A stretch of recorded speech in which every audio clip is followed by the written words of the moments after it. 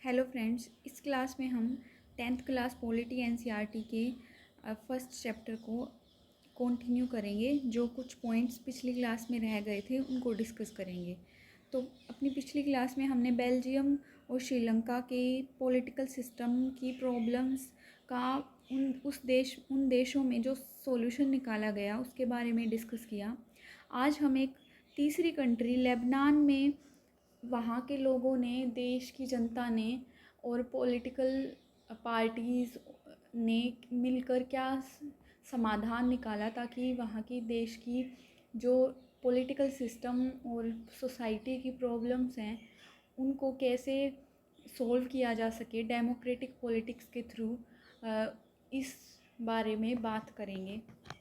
तो लेबनान में सारे नेता साथ मिलकर बैठे और विभिन्न समुदायों के बीच सत्ता के बंटवारे के कुछ बुनियादी नियमों पर सहमत हुए। इन नियमों के अनुसार ये तय किया गया कि जो देश का राष्ट्रपति है यानी प्रेसिडेंट है, उस प्रेसिडेंट के पद को पाने के लिए यानी कि प्रेसिडेंट बनने के लिए एक कंपल्सरी कंडीशन रखती वहाँ पर कि मैरोनाइट पंथ का कोई कैथोलिक व्यक्ति ही देश का राष्ट्रपति बन सकता है। और लेबनान देश का प्रधानमंत्री बनने के लिए उस व्यक्ति को सुन्नी मुसलमान होना पड़ेगा, यानी सुन्नी मुसलमान ही उस प्रधानमंत्री पद के लिए इलेक्शन में पार्टिसिपेट कर सकता है। और उप प्रधानमंत्री बनने के लिए ऑर्थोडॉक्स ईसाई व्यक्ति ही उप प्रधानमंत्री बन सकता है। और संसद के अध्यक्ष का पद है वो शिया मुसलमान के लिए तय हुआ। इस समझौते के अनुसार आगे से ईसाई फ्रांस से संरक्षण की मांग नहीं करेंगे जो अब तक करते आ रहे थे। ये सभी प्रावधान लागू होने के बाद ये डिसाइड किया गया, क्योंकि ये जो समझौता था लेबनान में ये ईसाइयों और मुसलमानों के बीच हुआ था। तो ये डिसाइड किया गया कि ईसाई हैं वो फ्रांस से संरक्षण की मांग नहीं करेंगे और जो मुसलमान हैं वो पड़ोसी सीरिया के साथ एकीकरण की मांग है जो वो अब तक करते आ रहे थे वो छोड़ने पर सहमत हुए। तो ये जाना हमने लेबनान के बारे में। हमारा जो नेक्स्ट एक सब टॉपिक था वो ये था कि सत्ता की साझेदारी के रूप कौन कौन से हैं, यानी कि किस किस तरीक़ों से सत्ता की साझेदारी है वो संभव हो सकती है। देखिए, जो राजनीतिक सत्ता है यानी कि पॉलिटिकल अथॉरिटी है उसका बंटवारा नहीं किया जा सकता। इसी धारणा के विरुद्ध सत्ता की साझेदारी का विचार है वो सामने आया। सत्ता की साझेदारी का विचार किस कॉन्सेप्ट के अगेंस्ट में सामने आया, वो है राजनीतिक सत्ता का बंटवारा। लोकतंत्र का एक बुनियादी सिद्धांत है कि जनता ही सारी राजनीतिक शक्ति यानी पॉलिटिकल पावर का स्रोत है। नेक्स्ट इम्पोर्टेंट पॉइंट है, उसी लोकतांत्रिक शासन को अच्छा माना जाता है जिसमें ज़्यादा से ज़्यादा नागरिकों को राजनीतिक सत्ता में हिस्सेदार बनाया जाता है, यानी जितना उनका पॉलिटिकल पार्टिसिपेशन ज़्यादा होगा वही डेमोक्रेसी है वो बेटर होगी।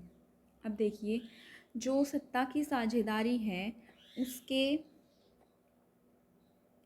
4 रूपों का इसमें वर्णन किया गया है।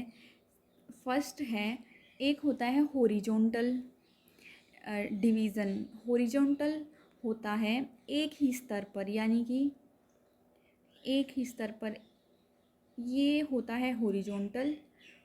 और ये होता है वर्टिकल। वर्टिकल होता है ऊपर से नीचे और हॉरिजॉन्टल होता है दाएं से बाएं या बाएं से दाएं। हॉरिजॉन्टल का इसमें ये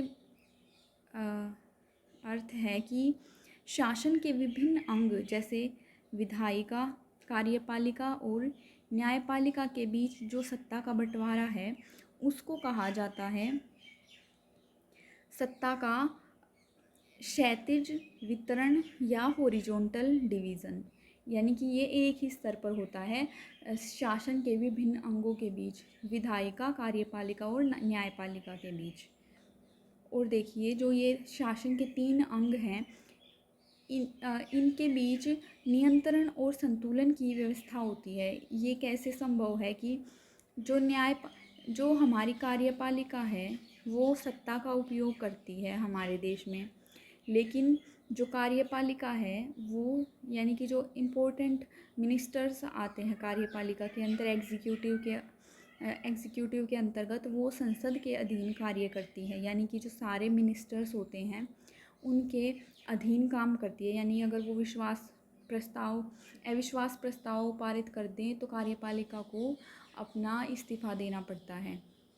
और देखिए, जो न्यायपालिका है, जुडिशरी है, उसकी नियुक्ति कार्यपालिका करती है, लेकिन न्यायपालिका ही कार्यपालिका और विधायिका द्वारा बनाए गए कानूनों पर अंकुश रखती है। इसी को कहते हैं नियंत्रण और संतुलन की व्यवस्था, यानी कि चेक एंड बैलेंस।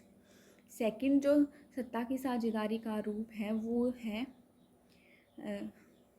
वो है वर्टिकल, जैसा कि मैंने आपको अभी बताया था कि ऊपर से नीचे, यानी कि उच्चतर और निम्नतर स्तर की सरकारों के बीच सत्ता के बंटवारे को। देखिए, हमारे देश में 3 टाइप की सरकारें हैं।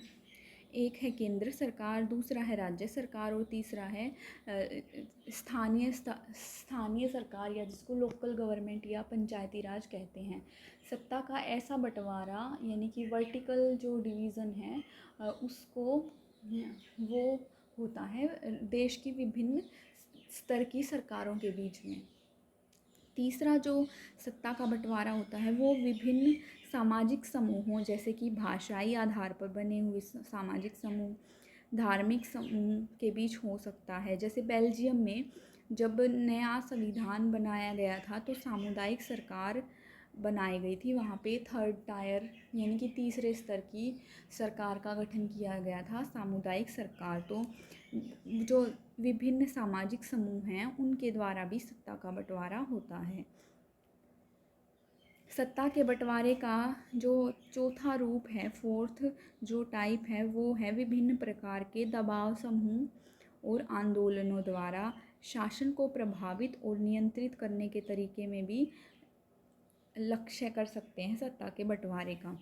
अभी देखिए, लोकतंत्र में लोगों के सामने सत्ता के दावेदारों के बीच चुनाव का विकल्प ज़रूर रहना चाहिए। या इसका क्या मतलब है कि बहुत सारे कैंडिडेट्स होने चाहिए जो कि इलेक्शन फाइट करने में इंटरेस्टेड हैं, यानी कि जो दावेदार हैं जो इलेक्शन लड़ना चाहते हैं।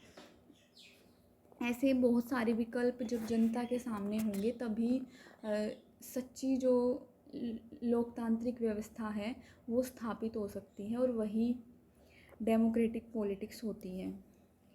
ये यानी कि जब देश में बहुत सारी पॉलिटिकल पार्टीज़ होंगी, बहुत सारे उम्मीदवार होंगे, तभी वही सच्चा कंपटीशन होगा।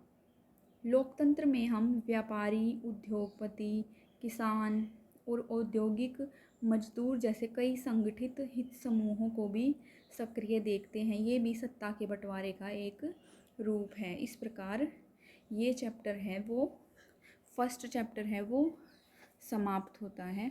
Thank you.